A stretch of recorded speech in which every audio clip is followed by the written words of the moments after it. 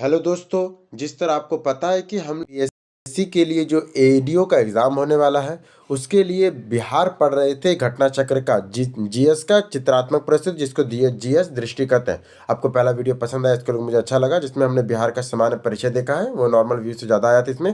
तो इसी का हम आज अगला सेगमेंट करेंगे जिसमें आज हम लोग प्राचीन बिहार का इतिहास पढ़ेंगे। तो चलिए शुरू करते हैं प्राचीन बिहार का इतिहास।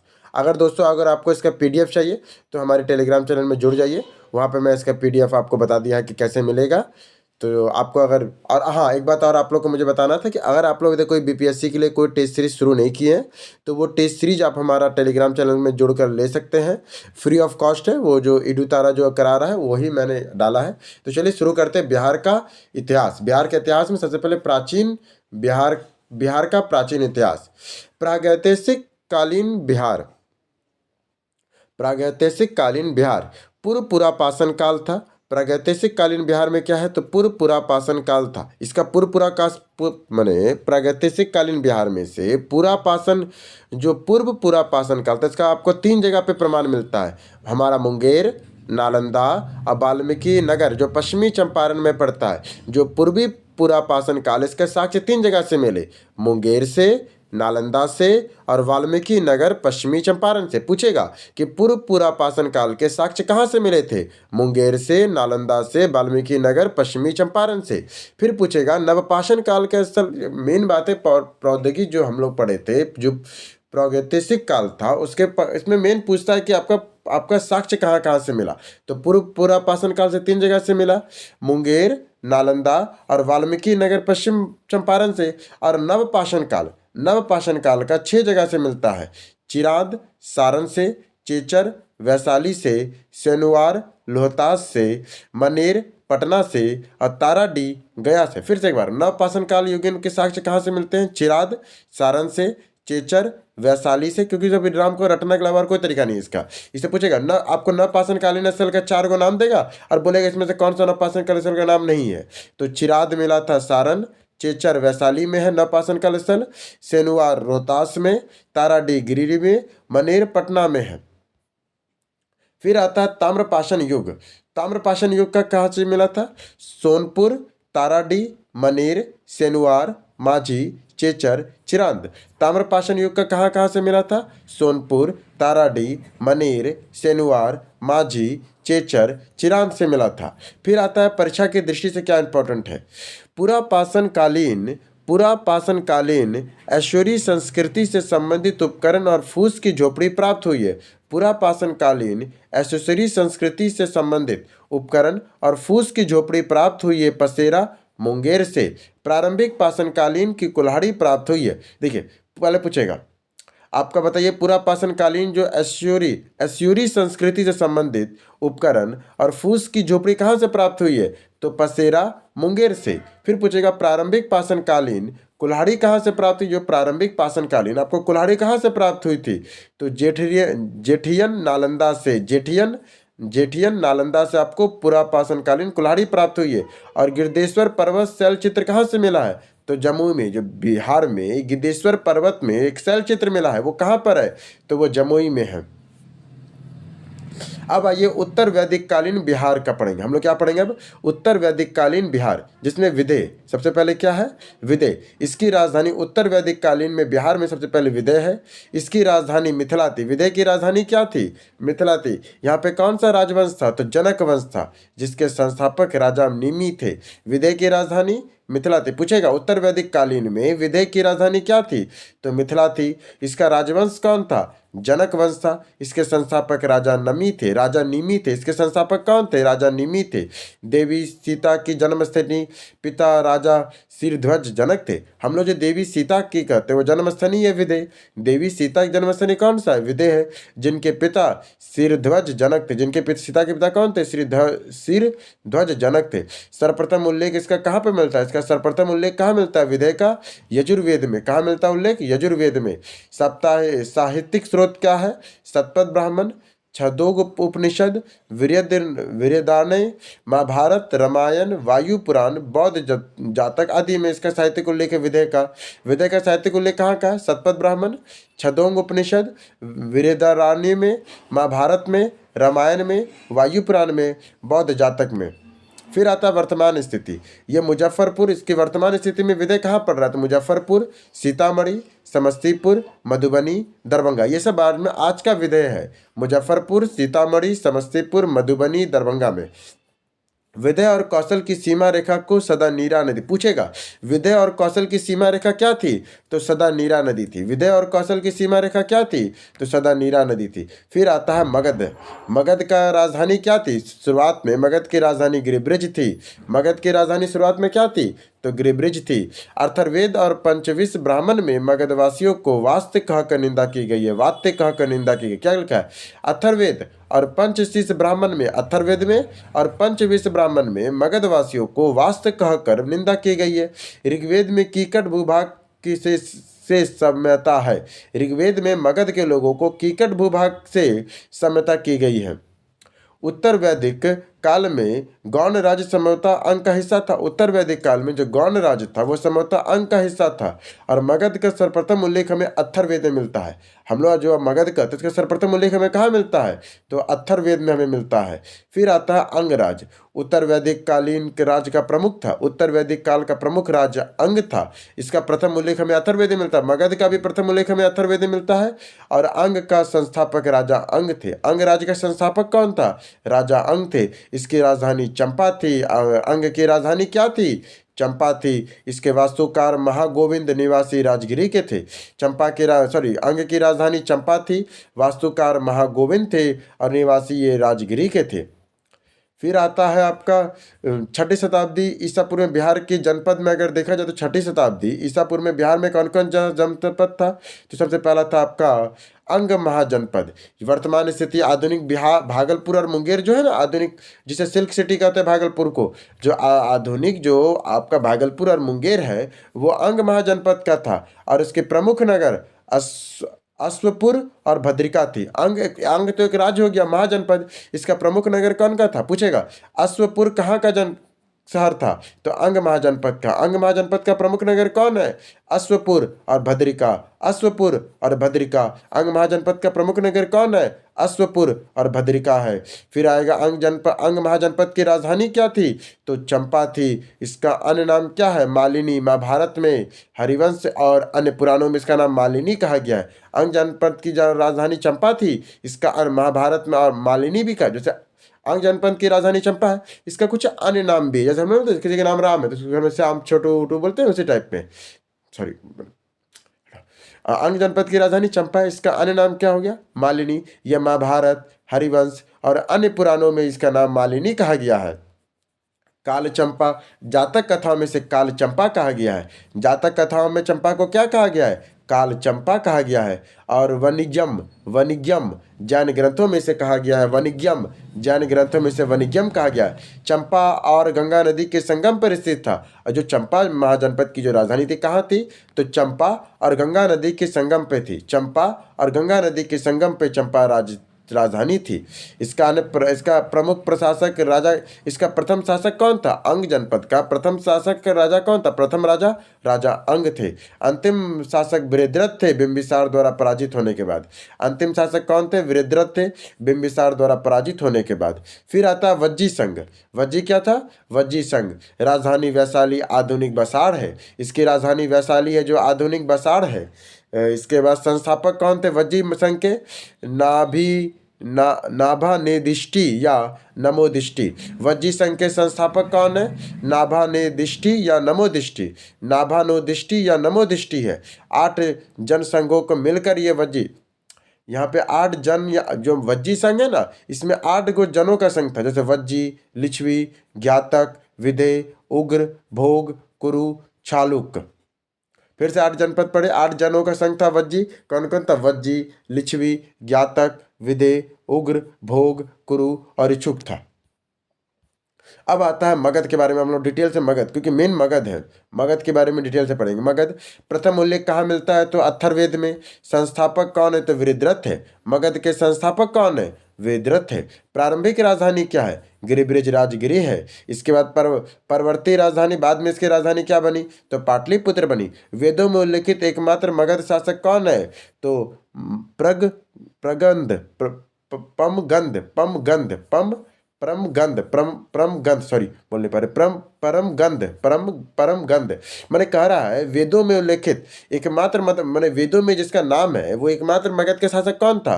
प्रगमन था। क्या लिखा है प्रमग प्रमग्ध प्रमग्ध, संस्कृत तो अजीब नाम, छोड़िए कोई बात नहीं। वेदों में उल्लेख आप पढ़ सकते हैं, एक बार बड़ा कर देते हैं। वेदों में उल्लेखित एकमात्र मगध शासक कौन था? प्रमगध था, प्रमगंध। थोड़ी संखायन अरण्यक मगधवासी ब्राह्मणों के सम्मान में उल्लेख था। सखायन अरण्य में मगधवासी ब्राह्मणों का ससम्मान उल्लेख है। सखायन अरण्य में मगधवासी ब्राह्मणों का ससम्मान उल्लेख है। अब आइए परीक्षा की दृष्टि से कुछ पढ़ते हैं। अंग नरेश वृद्धृत को मगध विजय के समय मगध शासक भट्टी था। मैंने कहा था अंग का नरेश वृद्धृत की मगध विजय के समय मगध शासक कौन था? तो भट्टी था। मैंने जब क्या कर रहा है, जब मगध वाला जब अंग पर विजय किया ना, मैंने मगध जो साम्राज्य था वो अंग जनपद को जीत लिया। उस समय अंग जनपद के शासक वृद्धृत था और मगध के शासक भट्टिये था। कौन था? भट्टिये। वैशाली का नाम किस राजा से प्रेरित है? तो राजा विशाल से है। हम लोग जो वैशाली नाम जानते हैं वो किस राजा से प्रेरित है? तो राजा विशाल से प्रेरित है। अब आइए हम लोग पढ़ेंगे मगध साम्राज्य का उदय कैसे हुआ। मगध की राजधानी क्या थी? तो गिरिब्रिज इसकी प्रारंभिक राजधानी थी। पाटलिपुत्र परवर्ती राजधानी मैंने बाद की राजधानी बनी। इसका अन्य नाम क्या क्या है? इसका ये क्या अन्य नाम क्या? गिरिबज या महाबगज। राजगिरी महाभारत में से कहा गया राजगिरी, वही महाभारत में से बृहदत्तपुर भी कहा गया। बृहदत्तपुर भी महाभारत में से कहा गया। मगधपुर भी कहा गया। रामायण में से वासुमती कहते हैं। पूछेगा मगध महाजनपद को रामायण में क्या कहा गया? वासुमती। ये क्वेश्चन नहीं आया तो पूछ सकता है कि मगध जनपद को रामायण में क्या कहा गया? वासुमती। और हेनसरंग जो चीनी यात्री था हेनसरंग, उसने क्या कहा राजगिरी को? तो कुशल ग्राम। क्या कहा गया? कुशालगपुर। और बौद्ध ग्रंथ में से बिंबिसारपुरी कहा गया, क्योंकि बिंबिसार के समय हुआ होगा बौद्ध ग्रंथ इलेक्शन, जिसे बिंबिसारपुरी कहा गया। इसका अन्य नाम है कुसुमपुर, पाटलीग्राम, पालीब्रोथा, अजीमाबाद। गंगा और सोन के संगम पर स्थित है। अजीमाबाद मुगल समल से लगा नाम आया हुआ। इसका कुसुमपुर, पाटलीग्राम, पालीब्रोथा, अजीमाबाद गंगा और सोन के एक संगम पर स्थित है ये। अब आइए मगध साम्राज्य में सबसे पहले हम लोग हर्यक वंश के बारे में पढ़ेंगे। क्या है? हर्यक वंश। हर्यक वंश की स्थापना बिंबिसार ने 544 से 592 ईसा पूर्व में होता है। हर्यक वंश में किसके बारे में पढ़ रहे हैं हम लोग? बिंबिसार के बारे में। 544 से लेकर 492 ईसा पूर्व की ये बातें हो रही है। वैवाहिक संबंध क्या है? कौशल की राजकुमारी महाकौशला से होता प्रजेनेता की बहन थी ये। इसका विवाह होता है कौशल की राजकुमारी महाकौशला से, जो प्रसेनजीता की बहन थी। वैशाली की राजकुमारी चेंचला या विदेही ये चेटक की पुत्री है। वैशाली की राजकुमारी चेंचला है या विदेही ये चेटक की ये पुत्री है। मद्रकुल की राजकुमारी क्षेमा है।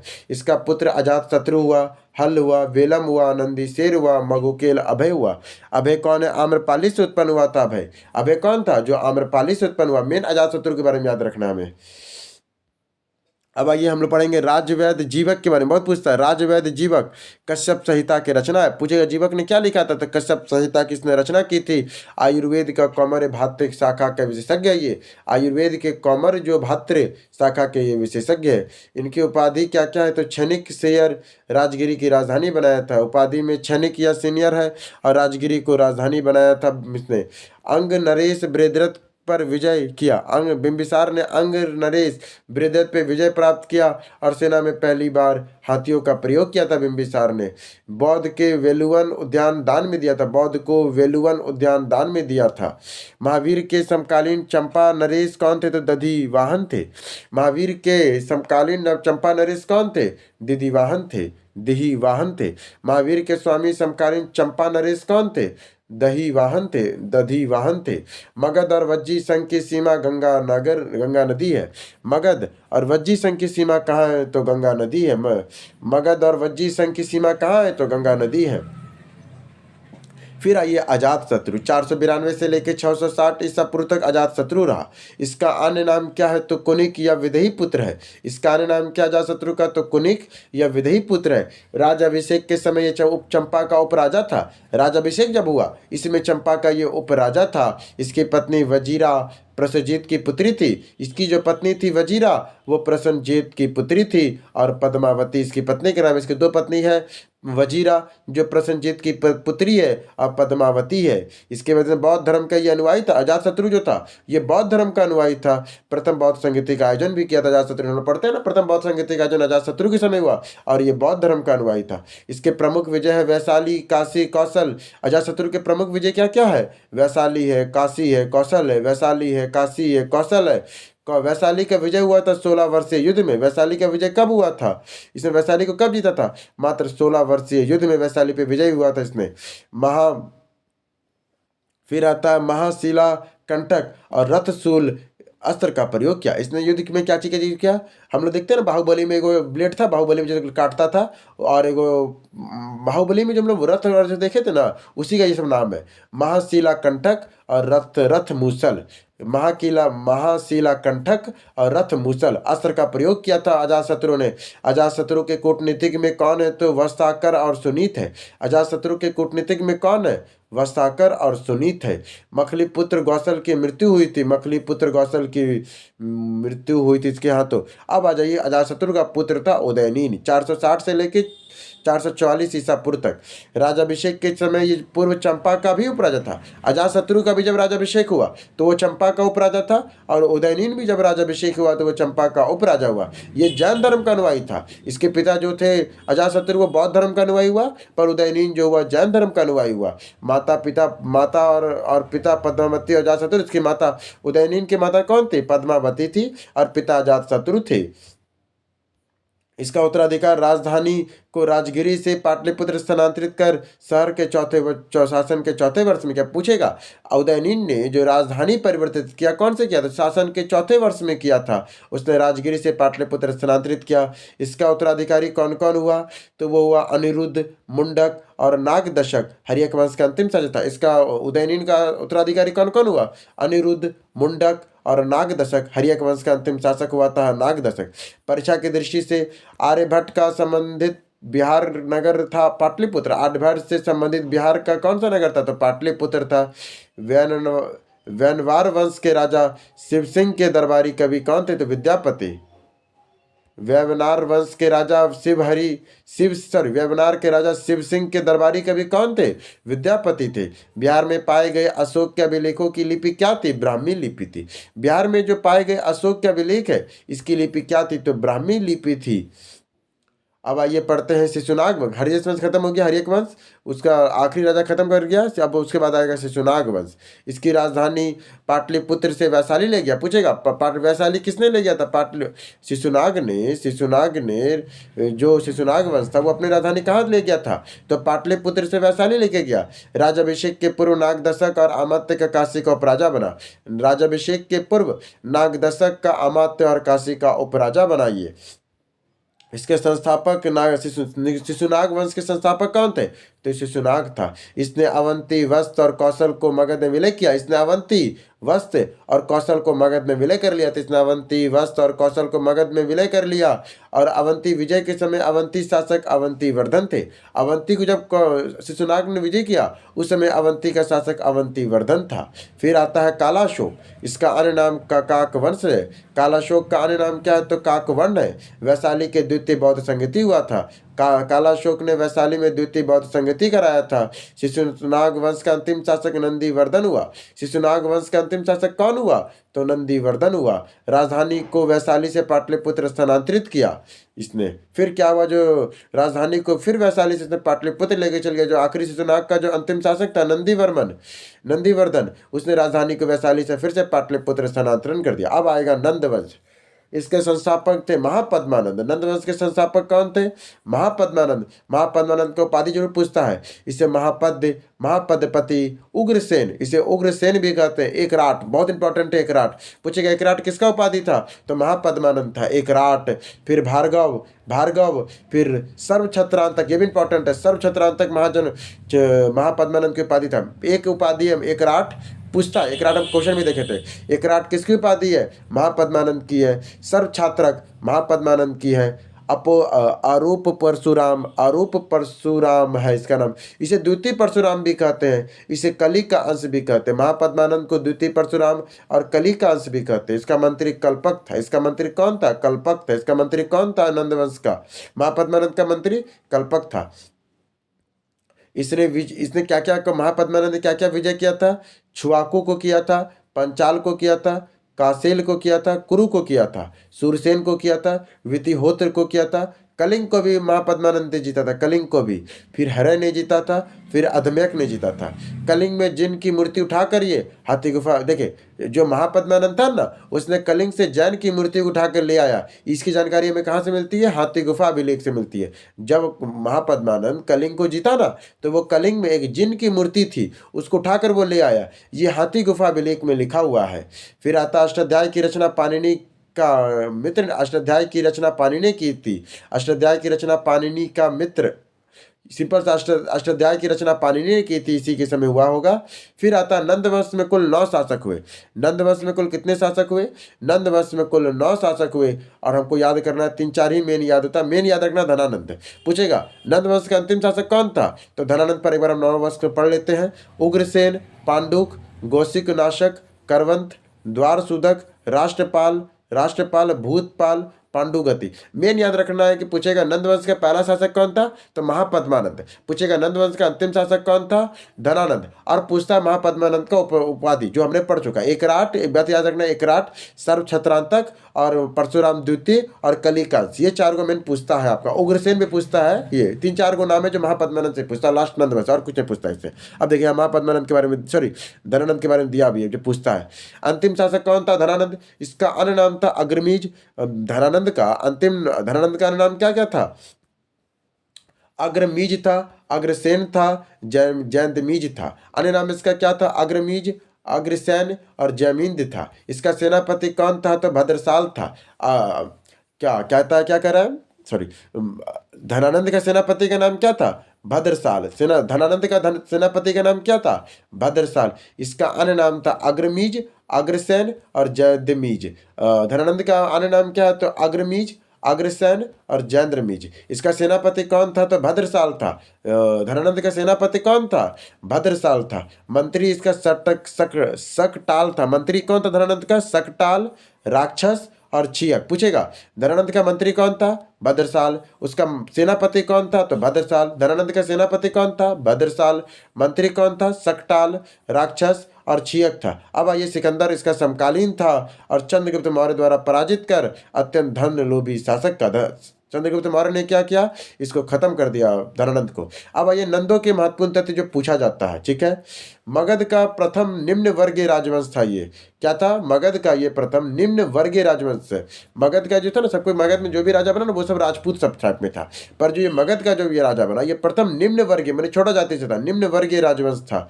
कलिंग पे सिंचाई व्यवस्था को इसने प्रारंभ किया। इसने कलिंग में सिंचाई व्यवस्था का प्रारंभ किया था। जैन धर्म का अनुयायी था। जैन धर्म का अनुयायी कौन था? तो जो नंदवंश हुआ वो जैन धर्म का अनुयायी था।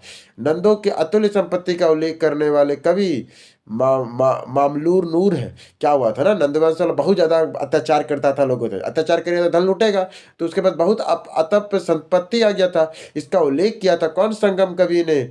मामलूर ने किया था। लनूर ने किया था। थोड़ा जी सॉरी। मापतौल की नई प्रणाली इन्होंने नंदवंश ने मापतौल की एक नई प्रणाली जिसका नाम था नंदो पर कार्मनी माननी, नंदो पर पराक्रम माननी प्रारंभ किया था इन्होंने। हटाइए। अब आइए मौर्य वंश, सबसे महत्वपूर्ण तथ्य मौर्य वंश से। मौर्य वंश से सबसे महत्वपूर्ण तथ्य क्या है?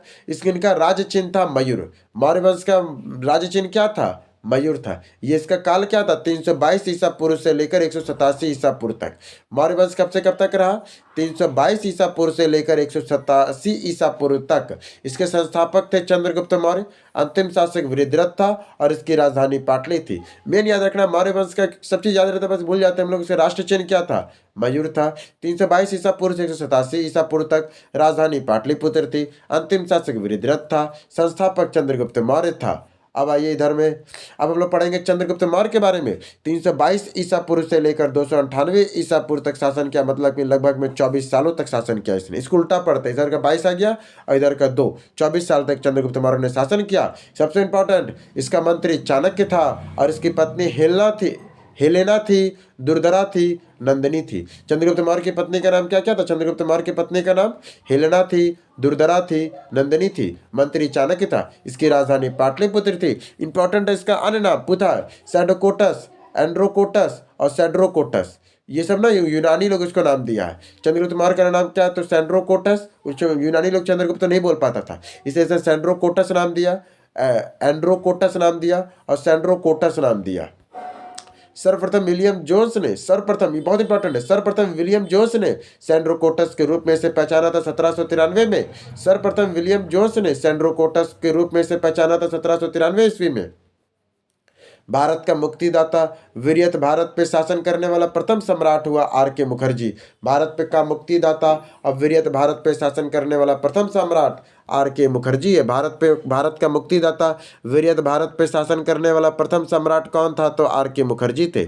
इनकी मृत्यु श्रवण बेलगोला के सलेखन द्वारा हुआ। इसकी मृत्यु कहाँ हुई थी चंद्रगुप्त मौर्य की?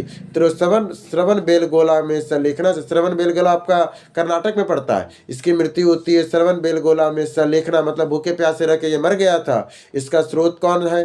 तो राजावली कथा, भद्रबाहु चरित्र और मुनि भाष्य दयु। मैंने हमको कैसे पता चला कि चंद्रगुप्त मौर्य श्रवण बेलगोला में सलेखना द्वारा मरा है? तो ये हमें बताता है राजावली की कथा, भद्रबाहु चरित्र और मनु भवस्य बहुदय में बताया है।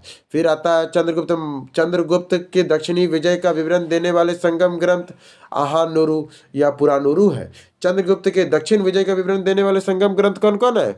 आहानुरु और पुरानुरु है। जस्टिन के अनुसार चंद्रगुप्त मौर्य की सेना डाकुओं का गिरोह थी। पूछेगा किसने कहा था ये चंद्रगुप्त मौर्य की सेना डाकुओं का गिरोह है? तो जस्टिन के अनुसार। पूछेगा जस्टिन के अनुसार चंद्रगुप्त मौर्य की सेना कैसी थी? तो डाकुओं का गिरोह थी।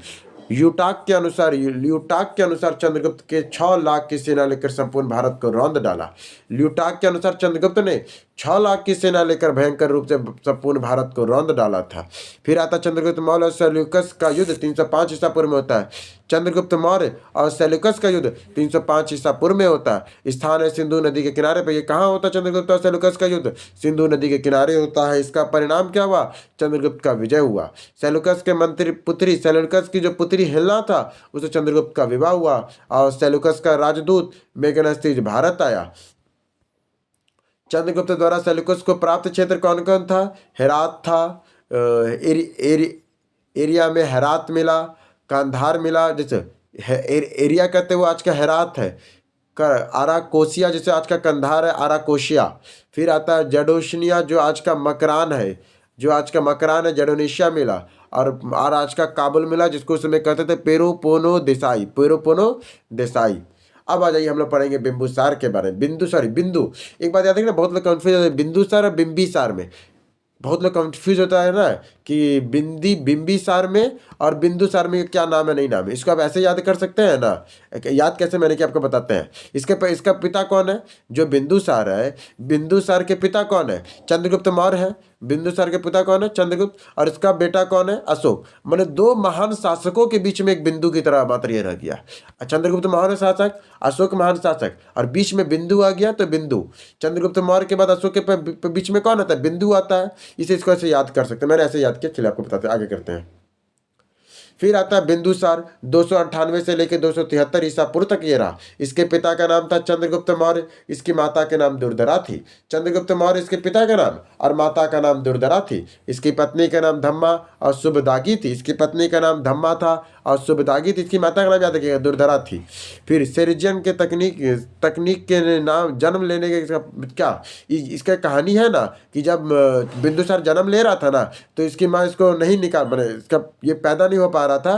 तो चंद्रगुप्त मौर्य ने जो चाणक्य थे उन्होंने क्या किया था ना कि इसकी माँ का पेट काट के इसको निकाल दिया था। इसी के लिए कहा जाता है कि ये सीरिजियन से तकनीक से पैदा होने वाले प्रथम शासक थे, सीजेरियन तकनीक से जन्म लेने वाले प्रथम शासक थे, ऐसा कहा जाता है, ऐसा कहानी है। बिंदुसार के पिता कौन थे? चंद्रगुप्त मौर्य थे। माता कौन थी? दुर्धरा थी। पत्नी कौन है? धम्मा या सुबदागी है। और ये सिजेरियन तकनीक से जन्म लेने वाले प्रथम शासक थे। इसके मंत्री प्रारंभ में तो चाणक्य रहे, बाद में खल्लाटक बन गए। अब आइए बिंदुसार के नाम जाने। इन्हें पुराणों में भद्रसार या बिरिसार कहा गया। जैन ग्रंथों में से सिंहसेन कहा गया। पूछेगा कि जैन ग्रंथों में बिंदुसार को क्या कहा गया? सिंहसेन कहा गया। यूनानी में इसे अल्ट्रिकोडस, स्ट्रेबो, अमित्रोकोडस एरिथियस में कहा गया है। चीनी यात्री फायूचिन ने इसे बिंदुपाल कहा, और संस्कृत में से अमित्रघात या अमिक्रघात कहते हैं। पूछता है अमित्रघात किसका नाम है? तो वो बिंदुसार का नाम है, अमित्रघात का। अब आ जाए इसका पुत्र अशोक द ग्रेट।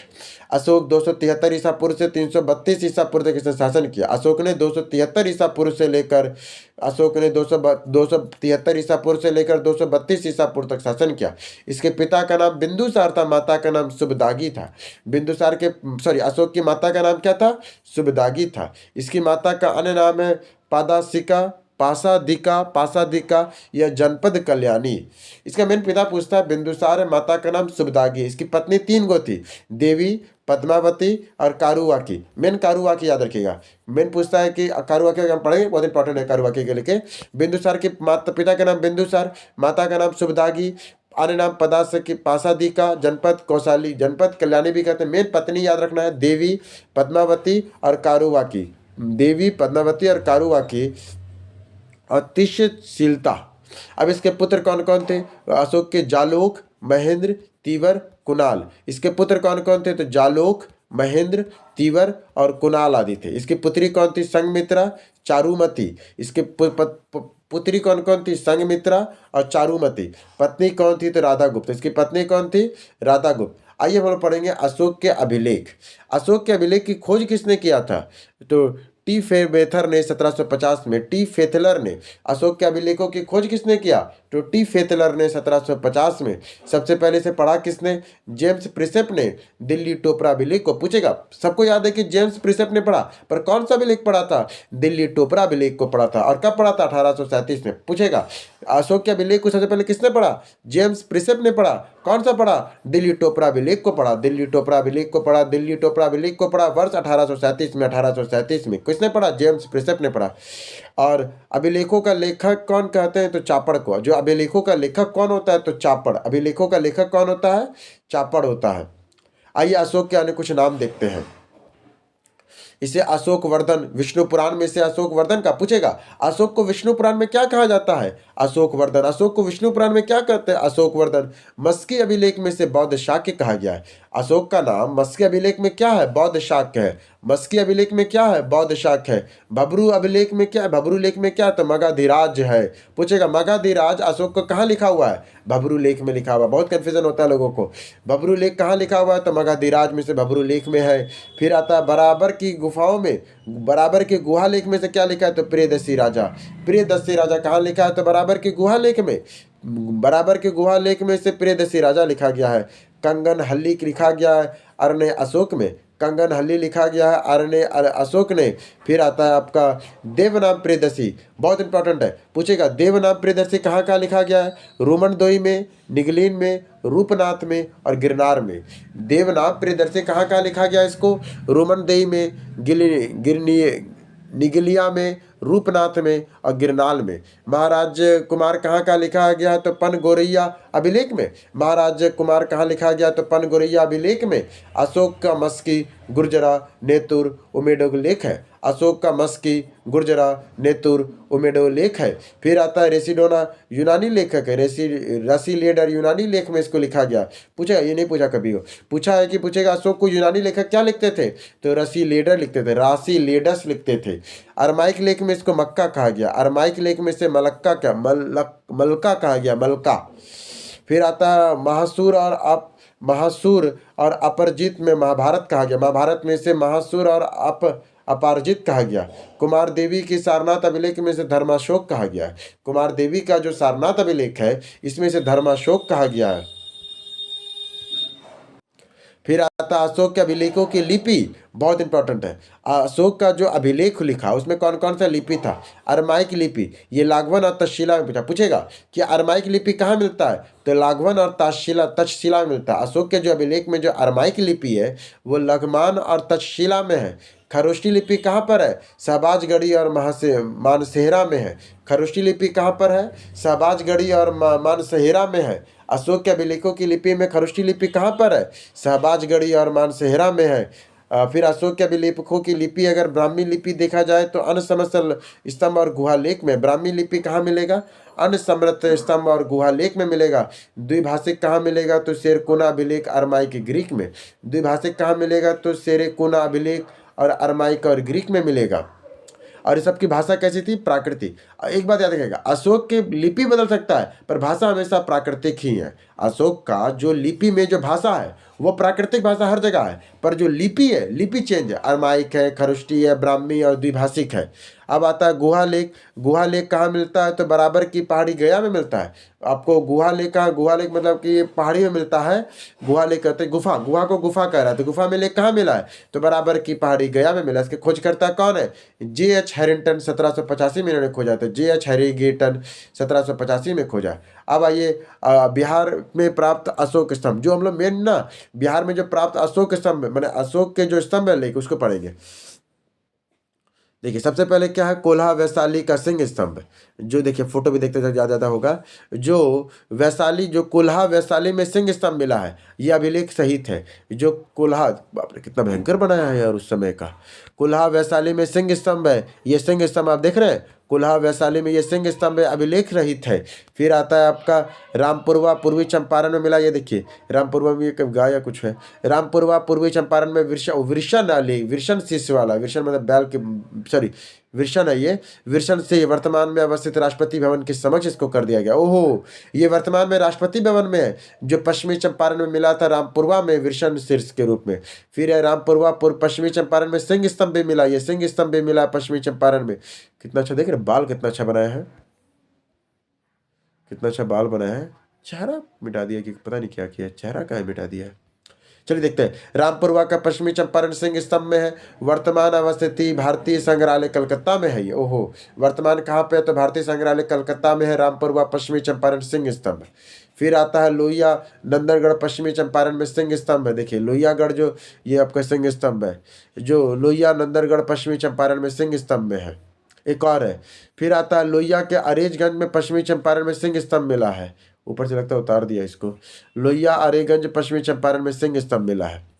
अब आइए, ये तो फोटो सब हो गया। बिहार में स्थित अशोक के अभिलेख, लघु शिलालेख कहाँ से मिला है? बिहार में जो स्थित अशोक के अभिलेख है, सबसे पहले लघु शिलालेख सासाराम से मिला। लघु शिलालेख कहाँ से मिला है? सासाराम से। स्तंभ लेख, स्तंभ मतलब खंबा में जो लिखा जाता है, स्तंभ लेख देखा जाए तो ललेरिया नंदनगढ़ पश्चिमी चंपारण से मिला है। ललेरिया नंदनगढ़ पश्चिमी चंपारण से मिला है।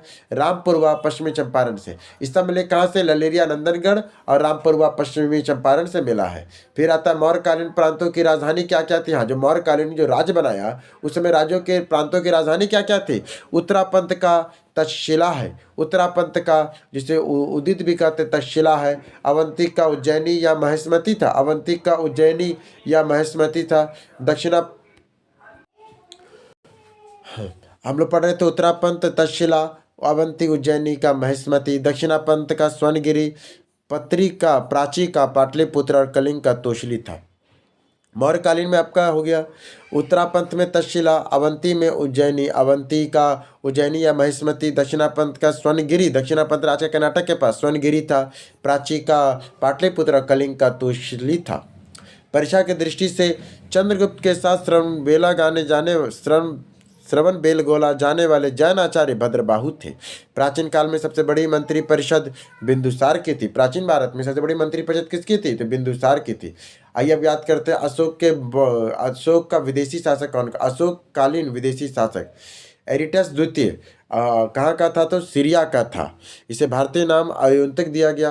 फिर ट्रॉमली फेलाडिसिस मिस्र का था, भारतीय नाम तुलमय दिया गया। एट्रीगोनस देश है मकदुनिया, भारतीय नाम है अंताकिनी है। ऐसे में न याद करते कहाँ का था। एरिटोकेस सीरिया का था। एरिटोकेस सीरिया का था। फिर आता है ट्रॉमली द्वितीय फेरिडेरस देश मिस्र का था।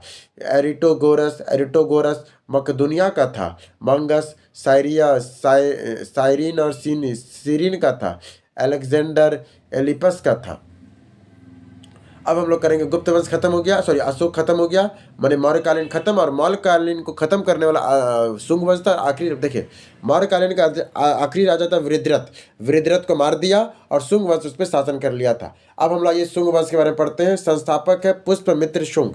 ये 2 अश्वमेध यज्ञ किया था, जिसने 2 गो पूछेगा वो पुष्पमित्र शुंग के द्वारा। पुष्प जो शुंग वंश का, इसने 2 गो अश्वमेध यज्ञ कराया था, जिसके पुरोहित पतंजलि थे। इसके संस्थापक पुष्पमित्र शुंग थे। इसने 2 गो अश्वमेध यज्ञ कराया था, पुरोहित पतंजलि थे। धनदेव का अयोध्या अभिलेख में यह जिक्र है। धनदेव के अयोध्या अभिलेख में इसका जिक्र है। इसकी उपाधि थी सेनानी अर्धोभिजी या कौशलाधीप। इसकी उपाधि क्या क्या थी? इसकी उपाधि सेनानी थी, औद्रभिज था और कौशलाधीप था। इसकी उपाधि सेनानी, औद्रभिज और कौशलधीप था। इसके कुल 10 शासक हुए। इसमें कुल 10 शासक हुए। अंतिम शासक देवभूति हुआ और राजधानी पाटलिपुत्र है। इसके कुल शासक 10 हुए थे शुंग वंश में। अंतिम शासक देवभूति और राजधानी पाटलिपुत्र हुई। फिर आता है कण्व वंश। इसके संस्थापक पूछेगा, कण्व वंश के संस्थापक कौन थे? वासुदेव थे। अंतिम शुंग शासक देवभूति की हत्या की थी इसने। अंतिम शुंग शासक देवभूति की हत्या की थी वासुदेव ने। और वह कण्व वंश का अंतिम शासक सुशर्मा था। कर्णदेव का अंतिम शासक सुशर्मा था। फिर आता है ब्राह्मण वंश। ब्राह्मण वंश के 4 गोकुल शासक हुए, वासुदेव, नारायण, सुशर्मा और भूमिमित्र। आपका ब्राह्मण वंश में कुल 4 शासक हुए थे। कौन कौन थे? वासुदेव, नारायण, सुशर्मा और भूमिमित्र। परीक्षा की दृष्टि से बिंदुसार के दरबार में वाला आजीवक भविष्यकर्ता पिंगलवस्त अशोक के सम्राट बनने की भविष्यवाणी किया था। बिंदुसार के दरबार में रहने वाला जो आजीवक भविष्यवक्ता था ना, वो पिंगलवस्त था। उसने अशोक के सम्राट बनने की भविष्यवाणी की थी। बिंदुसार द्वारा सीरिया के शासक एरिकोटस प्रथम से मंगाई गई वस्तुएं कौन थी? तो अंगूरी मदिरा, सूखे अंजीर और एक दार्शनिक। पूछेगा बिंदुसार ने सीरिया के शासक कौन था? तो एरिकोटस प्रथम था। बिंदुसार द्वारा सीरिया के शासक जो मंगाए वो कौन था? एरिकोटस प्रथम था। कौन सी वस्तुएं मंगाई गई थी? तो अंगूरी मदिरा, सूखे अंजीर और एक दार्शनिक मांगा था। सूखी मदिरा, अंगूरी मदिरा और सूखी अंजीर भेजा था, पर दार्शनिक को उन्होंने नहीं भेजा था। अब आइए सबसे इंपॉर्टेंट गुप्त वंश। गुप्त वंश, इसके गुप्त वंश के बारे में हम लोग पढ़ते हैं। गुप्त वंश, इसके संस्थापक थे श्रीगुप्त। इसके वास्तविक संस्थापक थे चंद्रगुप्त प्रथम। अंतिम शासक थे विष्णुगुप्त। और ये भारतीय इतिहास का स्वर्ण काल कहा जाता है। गुप्त वंश को भारतीय इतिहास का स्वर्ण काल। संस्थापक श्रीगुप्त, वास्तविक संस्थापक चंद्रगुप्त प्रथम और अंतिम शासक विष्णुगुप्त थे। अब आ जाइए श्रीगुप्त के बारे में पढ़ते हैं। इसकी उपाधि महाराजा थी। इसने उपाधि लिया था महाराजा का। इसका उत्तराधिकारी हुआ घटोत्कच। चीनी यात्री हेनस्यांग द्वारा इसका उल्लेख है मृग श्रृंखला के मंदिर निर्माण में। चीनी यात्री इति सिंह द्वारा उल्लेख है ये मृग शिलाखन के मंदिर निर्माण में। चंद्रगुप्त प्रथम 319 से लेकर 335 ईस्वी में पिता घटोत्कच थे। इसके पिता कौन थे? तो घटोत्कच थे। प्रथम स्वतंत्र गुप्त शासक थे। लिच्छवी राजकुमारी कुमार देवी से इसका विवाह हुआ। गुप्त संवत का प्रारंभ 319 ईसा पूर्व में किया। उपाधि महाराजा धीराज की लिया। स्वर्ण मुद्राएं चलाने वाला प्रथम गुप्त शासक था। पूछेगा स्वर्ण मुद्राएं चलाने वाला प्रथम गुप्त शासक कौन था? तो ये कौन था? तो ये था आपका चंद्रगुप्त प्रथम। और इसका प्रमुख प्रकार क्या था? तो राजा रानी का प्रकार। पूछेगा राजा रानी प्रकार का सिक्का कैसे चलाया था? चंद्रगुप्त प्रथम ने चलाया था। फिर आता समुद्रगुप्त, मेरा फेवरेट समुद्रगुप्त। उपाधि क्या थी? पराक्रमक, अति प्रतिरथ। इसकी उपाधि क्या क्या थी? पराक्रम, अति प्रतिरथ, पृथ्वीव्याम, प्रतिरथ, व्याध प्रक्रम, कृतांत परशु, कविराज, अदिंत वीरव्यय, अश्वमेघ, पराक्रम, लिच्छवी दोहित्री, सर्वराजोछेता, अधर्म प्रचारी बंध। इसका अन्य नाम चंद्र प्रकाश है। इसका अन्य नाम क्या है? तो चंद्र प्रकाश है। भारत का नेपोलियन V.S. स्मिथ है। इसका अन्य नाम क्या है? तो चंद्रगुप्त को अन्य नाम क्या कहते हैं? तो चंद्र प्रकाश। और भारत का नेपोलियन कहा था V.S. स्मिथ ने। पूछेगा समुद्रगुप्त को भारत का नेपोलियन किसने कहा था? V.S. स्मिथ ने कहा था। इसने 6 प्रकार के सिक्के चलाए। गरुड़ प्रकार के, धनुर्धारी प्रकार के, परशु प्रकार के, अश्वमेघ प्रकार के, व्यवधान हरण प्रकार के और वीणा वादक प्रकार। तो 6 प्रकार के सिक्के कौन कौन थे? गरुड़ प्रकार के, धनुधारी प्रकार के, प्रसु प्रकार के, अश्वमेघ प्रकार के, व्याध हनन प्रकार के और वीणा वादन प्रकार के। फिर आता अश्वमेघ यज्ञ का इसने संपादन किया था। अब आ जाइए चंद्रगुप्त विक्रमादित्य। माता पिता, इसकी माता और पिता, माता थी इसकी दंत देवी और पिता था इसका समुद्रगुप्त। चंद्रगुप्त विक्रमादित्य के पिता कौन थे? तो समुद्रगुप्त, और माता थी दंता देवी, माता थी दंत देवी। इसका अन्य नाम नरेश चंद्र, सिंह चंद्र या नरेंद्र सिंह था। इसकी उपाधि है देव, देवराज, विक्रमादित्य, विक्राक, परम भागवत, सकरी, गनी, सिंह विक्रम और श्री विक्रम। 8 प्रकार के इसके स्वर्ण मुद्राएं थी। इसकी 8 प्रकार की टोटल स्वर्ण मुद्राएं थी। शंकों पर इसने विजय प्राप्त किया था। रजत और ताम्र मुद्राएं चलाने वाला प्रथम गुप्त शासक था ये। रजत और ताम्र मुद्राएं चलाने वाला प्रथम गुप्त शासक था ये। फिर आता नवरत्न, जैसे कालिदास, धन्वंतरी, छन्मक, अमर सिंह, बेताल भट्ट, शंकु, घटपर्लक, वारामिहिर और वरुरुचि। नवरत्न कौन है? तो कालिदास, धन्वंतरी, छन्वक, अमर सिंह, बेताल भट्ट, शंकु, घटपकर, वारामिहिर और वरुचि था। फिर आता प्रमुख अधिकारी वीर सेन घाव सिंह संधि विग्रह का और सचिव थे। अमाक देव प्रधान सेनापति, तिरुभूति आधुनिक दरभंगा का गवर्नर गोविंद प्रथम था। प्रमुख अधिकारी कौन कौन थे इसके? तो वीर सेन घाव संधि विग्रह का सचिव था। अमाक देव प्रधान सेनापति था। तिरुभूति आधुनिक दरभंगा का गवर्नर और गोविंद प्रथम था। फिर आता कुमार गुप्त प्रथम। इसकी उपाधि थी महेंद्रादित्य। क्या बोल रहे? कुमार गुप्त प्रथम की उपाधि क्या थी? महेंद्रादित्य। इसकी माता का नाम ध्रुवा देवी और चंद्रगुप्त विक्रमादित्य था। नालंदा विश्वविद्यालय महाविहार की स्थापना किया। पूछेगा नालंदा विश्वविद्यालय की स्थापना, महाविहार की स्थापना किसने की थी?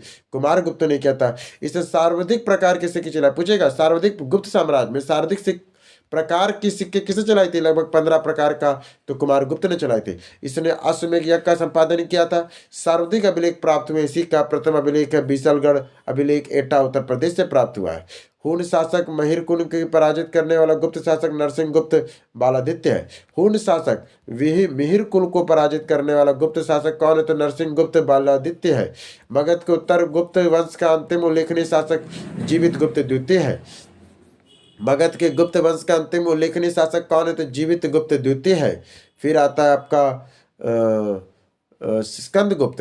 माता और पिता देवकी और कुमार गुप्त प्रथम थे। स्कंदगुप्त के माता का नाम था देवकी, पिता का नाम था कुमार गुप्त प्रथम। उपाधि थी क्रमादित्य, विक्रमादित्य और शोकोपरम। इसकी स्कंदगुप्त की उपाधि क्या क्या थी? स्कंदगुप्त का क्रमादित्य, विक्रमादित्य और शकोपरम था। गुप्त वंश का अंतिम महान सम्राट कौन था? तो गुप्त वंश का ये अंतिम महान सम्राट बना। हुनों के आक्रमण से देश की रक्षा किया और मुद्राएं चलाए मुख्यतः 4 प्रकार की। मुद्राएं चलाई थी मुख्यतः 4 प्रकार की। मगध का उत्तर गुप्त वंश, राजधानी पाटलिपुत्र थी। संस्थापक कृष्ण गुप्त है। अभिलेख असफलगढ़ या देवबंद लेख में है। आ जाइए उत्तर गुप्त पूर्व शासक देखें तो कुमार गुप्त। कुमार गुप्त के पिता कौन थे? तो जीवित गुप्त। प्रथम स्वतंत्रता शासक उपाधि महाराजा धीराज लिया। मौखरी नरेश ईश्वर शर्मा के विजय हुआ और परवर्ती शासक कुमार क्रमशः दामोदर गुप्त, महेश्वर गुप्त और देवदत्त गुप्त और माधव गुप्त हैं। अब आइए आदित्य सेन के बारे में। आदित्य सेन क्या है? बोध गया में मंदिर का निर्माण कराया था इसने। पूछेगा आदित्य सेन कौन है? तो बोध गया में बौद्ध मंदिर का निर्माण कराया। सुन है हुन हुई लुई के अनुसार बौद्ध गया में जो हम लोग बौद्धि मंदिर देखते इसका निर्माण किसने कराया था? आदित्य सेन ने कराया था। इसके पिता माधव गुप्त थे। इसके पिता माधव गुप्त थे। इसने 3 अश्वमेध यज्ञ का योगदान दिया था। मंदार लेख में लिखा हुआ है। फिर आता है देवगुप्त द्वितीय। पिता आदित्य सेन था। सरकोपंत नत चालुक्य लेख में इसके बताया गया है। फिर आता है आपका पाल वंश। अब गुप्त वंश खत्म हो चुका है, अब हम लोग पाल वंश को करेंगे। ये पाल वंश युगिन बिहार में है। इसके पाल वंश का संस्थापक कौन है? गोपाल है। 750 से लेकर 770 ईस्वी में मगध पर इसने अधिकार कर लिया था। पाल वंश ने मगध पर अधिकार कर लिया था। अदोन्तपुरी विश्वविद्यालय महाविहार किसने स्थापना किया? पूछेगा अदोन्तपुरी विश्वविद्यालय महाविहार की स्थापना किसने किया था? तो आपका गोपाल ने किया था। गोपाल ने किया जो पाल वंश का शासक था। जनता द्वारा शासक से जनता द्वारा शासक बनाया गया। पूछेगा जनता द्वारा बनाया गया शासक कौन था? तो गोपाल था जो पाल वंश का शासक हुआ। फिर आता धर्मपाल। इसका उत्तराधिकारी ये उपाधि था उत्तरापंत स्वामी या परम सौगात था। इसकी उपाधि थी उत्तरापंत स्वामी या परम सौगात था। विक्रमशिला विश्वविद्यालय भागलपुर की स्थापना किया। याद रखिएगा विक्रमशिला आदोंतपुरी विश्वविद्यालय बोलेगा तो गोपाल ने किया था। आदोंतपुरी विश्वविद्यालय कौन किया था? गोपाल ने किया था। आदोंतपुरी विश्वविद्यालय की स्थापना गोपाल ने, जबकि विक्रमशिला विश्वविद्यालय की स्थापना जो भागलपुर में किसने किया था? धर्मपाल ने किया था। फिर आता है सोमपुरी विहार का निर्माण किया। कन्नौज शासक का युद्ध इंदिरा युद्ध पर विजय किया। कन्नौज शासक इंदिरा युद्ध पर इसने विजय प्राप्त किया था। फिर आता है देवपाल, इसने राजधानी मुंगेर को बनाया। देवपाल ने राजधानी कहाँ बनाया था? मुंगेर में बनाया था। प्रतिहार शासक रामभद्र और मिहिर भोज पर इसने विजय प्राप्त किया था। प्रतिहार शासक रामभद्र और मिहिर भोज पर इसने विजय प्राप्त किया। नालंदा में जावा शासक बालगुप्त द्वितीय के भूमि का बिहार का निर्माण कराया। नालंदा के जो जावा शासक थे बालगुप्त देव द्वारा बिहार का निर्माण कराया। नालंदा के प्रधानाचार्य आचार्य वीरदेव थे। नालंदा के प्रधानाचार्य आचार्य वीरदेव थे। फिर आता है तारानाथ ने बौद्ध धर्म का पुनः स्थापक कहा जाता है। तारानाथ को बौद्ध धर्म का पुनः स्थापक कहा जाता है। आधुनिक प्रमुख अन्य प्रमुख पाल शासक कौन है? तो विग्रह पाल 850 से लेकर 854 ईस्वी में हुए। अन्य नाम सूर्यपाल है। पुत्र नारायण पाल के पक्ष में सिंहासन त्याग कर संन्यास ग्रहण किया। पुत्र नारायण पाल के पक्ष में सिंहासन को त्याग कर संन्यास ग्रहण किया था विग्रह पाल ने। फिर आता है नारायण पाल। नारायण पाल क्या है? तो उसका प्रमुख अभिलेख है बादल अभिलेख। पूछेगा बादल अभिलेख किसका है? तो ये नारायण पाल का है। बादल अभिलेख किसका है? नारायण पाल का। देवपाल के मच्छी के विजय का विजेता से कहा जाता है।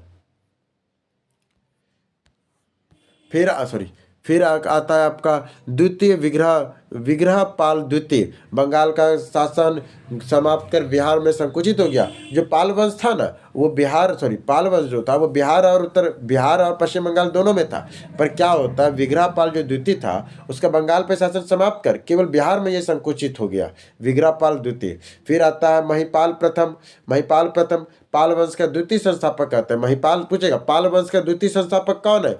तो महिपाल प्रथम है। पाल वंश का द्वितीय संस्थापक कौन है? तो महिपाल प्रथम है। राजेंद्र चोल प्रथम से पराजित हुआ था। ये राजेंद्र चोल प्रथम से ये पराजित हुआ था आपका महिपाल प्रथम। फिर आता है रामपाल, अंतिम उल्लेखनीय पाल शासक था। केवंत विद्रोह हुआ था और अंतिम पाल गोविंद पाल थे। पूछेगा रामपाल 1077 से 1120 ईस्वी में अंतिम उल्लेखनीय पाल शासक है। करते विद्रोह हुआ था। संध्याकर नंदी द्वारा रामचरित्रम की रचना किया था। अंतिम पाल शासक गोविंद पाल है। पाल वंश का अंतिम उल्लेखनीय शासक कौन है? तो रामपाल है। केवंत विद्रोह हुआ था। अंतिम पाल शासक गोविंद पाल है और संध्याकर नंदी के द्वारा राम के चरित्र की रचना किया। परीक्षा की दृष्टि से याद रखिएगा पाल वंश का अंतिम शक्तिशाली शासक रामपाल था। पूछेगा पाल वंश का अंतिम शक्तिशाली शासक रामपाल था। केवंत विद्रोह के समय शासक कौन था? रामपाल था। केवंत विद्रोह के समय शासक कौन था? रामपाल था। कवि सोढ़ल द्वारा उत्तरापंथ स्वामी की उपाधि दी जाती है धर्मपाल को। कवि सोढ़ल द्वारा उत्तरापंथ का स्वामी की उपाधि दी जाती है धर्मपाल को। अदोनपुरी महाविहार किस नदी के किनारे स्थित है? तो पंचानन नदी के किनारे है। अदोनपुरी महाविहार बिहार किस नदी के किनारे स्थित है? तो पंचानन नदी के किनारे है। अरबों द्वारा पाल राजा को कहा जाता था रूमा। अरबों द्वारा पाल राजा को क्या कहा जाता था? रूमा कहते थे। अरबों द्वारा पाल राजा को क्या कहते थे? रूमा कहते थे। देवपाल की माता का नाम क्या था? नन्ना देवी। देवपाल की माता का नाम क्या था? रन्ना देवी था। फिर आता है सेन राजवंश। इसके संस्थापक सेन राजवंश के संस्थापक कौन थे? तो सामंत सेन थे। सेन राजवंश के संस्थापक कौन थे? सामंत सेन थे। इनके आदि पुरुष वीरसेन भी कहते हैं। सेन वंश को हम लोग आदि पुरुष के रूप में वीरसेन भी कहते हैं। अन्य इसकी संज्ञा कनाट क्षेत्रीय बृहद क्षेत्र कहते हैं। सेन वंश राजवंश के अन्य संज्ञा दी जाती है कनाट क्षेत्रीय ब्रह्म क्षेत्र के रूप में। दक्षिणावत के राजाओं के वंशज है। दक्षिणापंथ के राजाओं का वंशज है ये। अंतिम शासक लक्ष्य सेन है। सेन वंश का अंतिम शासक कौन था? लक्ष्य सेन था। विजय सेन लगभग में 1095 से 1198 ईस्वी तक रहा। सेन वंश का प्रथम ऐतिहासिक शासक था ये। प्रमुख अभिलेख इसका क्या है? देवपाड़ा, बरकपुर और पखोर लेख। प्रमुख अभिलेख इसका कौन कौन है? तो देवपाड़ा, बरकपुर और पखोर लेख है। इसके बाद उपाधि क्या है? तो अधिराज वृषभ शंकर। उपाधि क्या है? तो अधिराज और वृषभ शंकर। श्री हर्ष गंडवाल द्वारा रचित राजकवि रचित गौंड विश्व प्रसादी की प्रेरणा था। प्रसन्नदेव शिव मंदिर देवपाड़ा का निर्माण किया था। बल्लार सेन शासन काल लगभग 1158 से लेकर 1178 वर्ष तक हुआ। उपाधि गंडेश्वर, परम महाईश्वर और निशंकर शेख है। स्मृतियों के अनुसार दान सागर नामक ग्रंथ की रचना किया है। खगोल विज्ञान के अद्भुत सागर की रचना पुत्र पूर्ण पुत्र लक्ष्मण सेन द्वारा किया गया। कुलीन वादक सामाजिक प्रणाली के प्रणेता थे। कन्नौज में अनेक ब्राह्मण बुलाकर बंगाल में बसाया। शैव मतानुयायी है। रचना का आचार्य का नाम अनिरुद्ध है। मृत्यु प्रयाग के जल समाधि लिया। इसका मृत्यु कहाँ हुआ था? तो प्रयाग में से जल समाधि लिया। प्रयाग में जल समाधि किसने लिया था? बालसेन ने लिया था, और ये शैव मत अनुयायी था। अब आइए हम लोग पढ़ते हैं लक्ष्मण सेन के बारे में। सेन वंश का सर्वाधिक शक्तिशाली शासक था। पूछेगा सेन वंश का सर्वाधिक शक्तिशाली शासक कौन था? लक्ष्मण सेन था। बंगाल का अंतिम शक्तिशाली हिंदू शासक ये था। पूछेगा बंगाल का अंतिम शक्तिशाली हिंदू शासक कौन था? लक्ष्मण सेन था। प्राचीन भारतीय शासकों में सर्वाधिक लंबी अवधि तक रहा। अवधि का अश्वपति, गजपति, नरपति, राजापति, सेनुकल, कमल, विकास, भास्कर, सोमेश, प्रिदे, परम भट्टकर, परम सौर, गंडेश्वर, महाराजा अधिराज था। अनुपाधि इसका परम भागवत, अधिराज और मंदन शंकर है। इसका अनुपाधि क्या है? परम भागवत, अधिराज और मंदन शंकर। पूरी काशी प्रयाग के विजय स्तंभ की स्थापना किया इसने। पूरी काशी और प्रयाग के विजय के स्तंभ की स्थापना किया है। समकालीन गढ़वाल शासक कौन थे? तो राजा जयचंद्र थे। समकालीन गढ़वाल राजा कौन थे? राजा जयचंद्र थे। लक्ष्मण संवत के इसने प्रारंभ किया है। प्रमुख दरबारी विद्वान इसका जयदेव थे, हरूला देव थे। प्रधान न्यायाधीश और मुख्यमंत्री श्रीधर दास थे। बख्तियार खिलजी द्वारा इसे पराजित कर दिया गया था। अब आता है मिथिला। अब हम लोग बिहार के स्पेसिफिक सेगमेंट के बारे में पढ़ेंगे। तो मेन था सबको पढ़ता, अब हम लोग पढ़ेंगे बिहार के स्पेसिफिक में। मिथिला का कनाट वंश, इसके संस्थापक कौन है? तो नानदेव है। पूछेगा मिथिला के कनाट वंश का संस्थापक कौन है? नानदेव है। मिथिला के कनाट वंश का संस्थापक कौन है? नयन देव है। इसे पाल वंशीय रामपाल के ये समकालीन था। ये पाल वंशीय रामपाल के समकालीन था। इसकी उपाधि कनाट कुलभूषण था। इसका उपाधि क्या था? कनाट का कुलभूषण। इसकी राजधानी सिलवागढ़ है जो वर्तमान नेपाल में पड़ता है। इसकी राजधानी कौन थी? तो सिलवागढ़ था जो वर्तमान नेपाल में पड़ता है। इसके प्रमुख शासक कौन है? तो नरसिंह देव है। बख्तियार खिलजी के नजराना देते। इसका प्रमुख शासक कौन था? तो नरसिंह देव। बख्तियार खिलजी को नजराना दिया था इसने। फिर आता है हरि सिंह देव। गयासुद्दीन तुगलक के बंगाल शासक के समय वह शासक था। हरि सिंह देव कौन था? तो गयासुद्दीन तुगलक के बंगाल अभियान के समय वह शासक था। पंजी बंध का विकास किया। मिथिला का स्वर्णयुग कहा जाता है। कनाट वंश का अंतिम शासक हुआ। कनाट वंश का अंतिम शासक कौन था? तो हरि सिंह देव था। कनाट वंश का अंतिम शासक हरि सिंह देव था। अब आइए बिहार में बौद्ध और जैन धर्म। बिहार में जन्मे जैन तीर्थंकर। 10वें तीर्थंकर शीतलनाथ। जो बिहार में जन्मे थे तीर्थंकर कौन है? 10वें तीर्थंकर शीतलनाथ है। 12वें तीर्थंकर पशु पूज्य, जन्मभूमि चंपापुरी भागलपुर के निकट है। 12वें तीर्थंकर कौन है? तो पशु पूज्य, जन्मभूमि चंपापुरी भागलपुर के निकट है। 19वें तीर्थंकर मल्लिकनाथ है जिनका जन्मभूमि मिथिला है। 19वें तीर्थंकर मल्लिकनाथ है जिनका जन्मभूमि मिथिला है। 20वें तीर्थंकर सुब्रतनाथ है जिसका जन्मभूमि राजगिरी है। 21वें तीर्थंकर नमीनाथ है, जन्मभूमि मिथिला है। एक बार फिर से करते हैं इसको। बिहार में जन्मे तीर्थंकर कौन कौन है? तो 10वें तीर्थंकर है शीतलनाथ। 10वें तीर्थंकर शीतलनाथ। 12वें तीर्थंकर वासुपूज्य, जन्मभूमि चंपापुरी जो भागलपुर के निकट है। 19वें तीर्थंकर मल्लिकनाथ, जन्मभूमि मिथिला है। 20वें तीर्थंकर का जन्मभूमि सुब्रतनाथ जो राजगिरी में है। 21वें तीर्थंकर का नमीनाथ जो मिथिला में है। अब आइए महावीर और बिहार। इनका जन्म कहाँ हुआ था? वैशालीगढ़, बसाड़, वैशाली जिला में। महावीर स्वामी का जन्म कहाँ हुआ था? तो वैशाली में जो बसाड़ वैशाली जिला में पड़ता है। फिर इनके कैवल्य की महावीर को कैवल्य की प्राप्ति कहाँ हुई थी? ऋजुपालिका के नदी के तट पर जंबिक ग्राम में साल वृक्ष के नीचे हुई थी। फिर से ऋजुपालिका के नदी के तट पर जंबिक ग्राम में साल वृक्ष के नीचे हुआ था। फिर आता प्रथम उपदेश राजगिरी के बराकर नदी के तट पर विपुआचल की पहाड़ियों पर। इसने प्रथम उपदेश कहाँ दिया था? राजगिरी के बराकर नदी के तट पर विपुलाचल पहाड़ियों पर दिया था। फिर आता प्रथम वर्षावास कहाँ हुआ? तो अगस्ता का ग्राम में। प्रथम वर्षावास कहाँ हुआ? अगस्ता ग्राम में हुआ। इनका निर्माण पावापुरी राजगिरी के समीप हुआ था। इनका निर्माण कहाँ हुआ था? तो पावापुरी राजगिरी के समीप हुआ था। अब आइए परीक्षा की दृष्टि से देखें। बिहार में निर्वाण प्राप्त करने वाले तीर्थंकरों की संख्या 2 है। बिहार में निर्वाण प्राप्त करने वाले तीर्थंकरों की संख्या कितनी है? तो 2 है। महावीर को पावापुरी में और पुष्ल पूज्य को चंपा में जो भागलपुर के पास है। बिहार में दो तीर्थंकरों को निर्वाण प्राप्त हुआ। कौन कौन? महावीर को पावापुरी में और पशु पूज्य को चंपा में। सामेत शिखर झारखंड में निर्वाण प्राप्त करने वाले तीर्थंकरों की संख्या 20 है।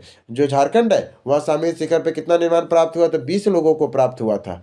अब आइए अब हम लोग जैन धर्म के प्रमुख ग्रंथियाँ प्रमुख संगीति पढ़ते। सबसे पहले हम लोग पढ़ेंगे प्रथम संगीति के बारे में। ये कब हुआ? प्रथम संगीति स्थान पाटलिपुत्र में हुआ था। ये प्रथम संगीति कहाँ हुआ तो पाटलिपुत्र में हुआ। अध्यक्ष थे स्थलभुद्र। अध्यक्ष कौन थे? स्थलभुद्र थे। समय था 310 ईसा पूर्व। समय क्या था? 310 ईसा पूर्व। इसका परिणाम क्या हुआ? जो प्रथम संगीति हुआ, लुप्त ग्रंथों का संकलन हुआ, श्वेतांबर और दिगंबर में विभाजन हो गया। इसका परिणाम क्या हुआ? लुप्त ग्रंथ जो जैन ग्रंथों का था उसका संकलन किया गया और श्वेतांबर और दिगंबरों में यह विभाजन हो गया। फिर आता द्वितीय संगीति। कहाँ हुआ था? गुजरात वल्लभी में हुआ था। वल्लभी जो गुजरात में पड़ता है वहां पे द्वितीय संगीति हुआ। अध्यक्ष देवधी क्षमा शरण थे। इनके अध्यक्ष कौन थे? देवधी थे, क्षमा शरण थे। इसका समय 512 ईस्वी था। परिणाम क्या हुआ? ग्रंथों का संकलन। इसका परिणाम क्या हुआ? ग्रंथों का संकलन। फिर आता है बौद्ध संगीति। बौद्ध संगीति देखा जाए तो प्रथम बौद्ध संगीति कब हुआ था? अब लोग जैन संगीति 2 को पढ़े ना, अब लोग बौद्ध संगीति पढ़ेंगे। प्रथम संगीति कब हुआ था? तो 483 ईसा पूर्व में हुआ था। बौद्ध संगीति कहाँ हुआ था? 483 ईसा पूर्व में। कहाँ स्थान कहाँ था? तो राजगिरी, जो सप्तकर्णी गुफा, राजगिरी में भी कहाँ जो सप्तपर्णी का गुफा है वहां पे हुआ था। प्रमुख कार्य हुआ सूत। इसका प्रमुख कार्य क्या हुआ? तो सूत और विनय पिटक का संकलन हुआ। सूत और विनय पिटक का संकलन हुआ। अजात शत्रु के शासनकाल में हुआ। शासक कौन थे? तो अजात शत्रु था। और अध्यक्ष कौन थे? तो महाकश्यप थे। अब आ जाइए द्वितीय बौद्ध संगीति। 383 ईसा पूर्व में होता है। वैशाली में होता है। शुभकामी सर्वकामी को अध्यक्ष बनाया गया और ये कालाशोक के समय हुआ था। इसका प्रमुख कार्य क्या हुआ? स्थावीर और संघारिका का विभाजन हुआ। स्थावीर और संघारिका में बौद्ध धर्म विभाजित हो गया। फिर आता है तृतीय बौद्ध संगीति। अध्यक्ष कौन थे? तो तृतीय बौद्ध संगीति हुआ था 247 ईसा पूर्व में, पाटलिपुत्र में हुआ था। अध्यक्ष थे मोगली पुस्त तीषम, शासक थे अशोक और प्रमुख कार्य अभिधम पिटक का संकलन हुआ। इसके बाद चतुर्थ बौद्ध संगीति वसुमित्र उपाध्यक्ष अश्वघोष है। चतुर्थ बौद्ध संगीति वसुमित्र ने किया गया था। उपाध्यक्ष थे अश्वघोष। प्रमुख कार्य क्या? हीनयान और महायान का विभाजन होता है। शासक कौन थे? कनिष्ठ थे। समय कौन है? 1ली शताब्दी ईस्वी है। स्थान कौन है? कुंडल ग्राम कश्मीर है। फिर आता है बिहार स्थित बौद्ध महाविहार। कुमार विहार महाविहार में है, अवस्थिति पटना में। बिहार महाविहार कहाँ है? तो कुम्हार महाविहार कहाँ है? तो पटना में है। तिलकधर महाविहार कहाँ है? तो नालंदा के समीप तिशला गांव में। तिलधर महाविहार कहाँ है? तो ये नालंदा के समीप तिल्हास गांव में है। फिर आता है जगहद महाविहार। अवस्थिति कहाँ है? तो गंगा और तोरिया के नदी के संगम पे जदहद गांव जो आज का बांग्लादेश में पड़ता है। संस्थापक कौन है? तो पाली वंशीय शासक रामपाल ने किया था। फिर आता है लोहिया नयनगढ़ महाविहार कहाँ है? महाविहार का मतलब घर एक टाइप में।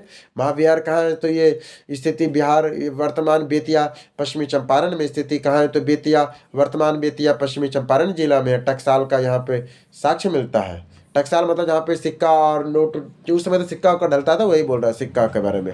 फिर आता है श्वेतेश्वर महाविहार। अवस्थिति का हाजीपुर के निकट चेचल, हाजीपुर में है। हाजीपुर के निकट चेचल ग्राम में कौन है? तो महाश्वेता महाविहार है। विशाल स्तूप कहाँ है? तो संभवतः आनंद का था। विशाल स्तूप किसका था? तो संभवतः आनंद का था। फिर आइए अब यहाँ पे अब आ जाइए बिहार के प्राचीन विश्वविद्यालय कौन कौन है? नालंदा विश्वविद्यालय। संस्थापक कौन है? तो कुमारगुप्त प्रथम। नालंदा विश्वविद्यालय किसने स्थापना किया था? कुमारगुप्त प्रथम ने। इसमें 3 पुस्तकालय थी, रत्न सागर, रत्नोधि, रत्न रंजक। 3 पुस्तकालय कौन थी नालंदा विश्वविद्यालय में? रत्न सागर, रत्नोधि और रत्न रंजक था। इसके बाद इसके कुलपति कौन थे? तो शीलभद्र। हेंडसरांग के समय इसके कुलपति कौन थे? शीलभद्र थे। इसके बाद आ जाइए इसके बाद क्या? धर्मपाल शीलभद्र के पूर्व राहुल मित्र इति सिंह के। ओहो, यहाँ पे कुलपति के नाम है। जैसे धर्मपाल के समय शीलभद्र से पूर्व राहुल मित्र इति सिंह के समय और राहुल श्रीभद्र अंतिम कुलपति थे। पूछेगा नालंदा विश्वविद्यालय के अंतिम कुलपति कौन थे? राहुल श्रीभद्र थे। अब आएगा आपका उदंती विश्वविद्यालय। ये कहाँ पर? इसके संस्थापक कौन है? उदंती विश्वविद्यालय के गोपाल है। अवस्थिति कहाँ है? तो बिहार शरीफ जिला नालंदा में आपको उदंती विश्वविद्यालय मिलेगा। उदंती विश्वविद्यालय कहाँ मिलेगा? तो बिहार के नालंदा जिला में, जो वर्तमान के बिहार शरीफ में है।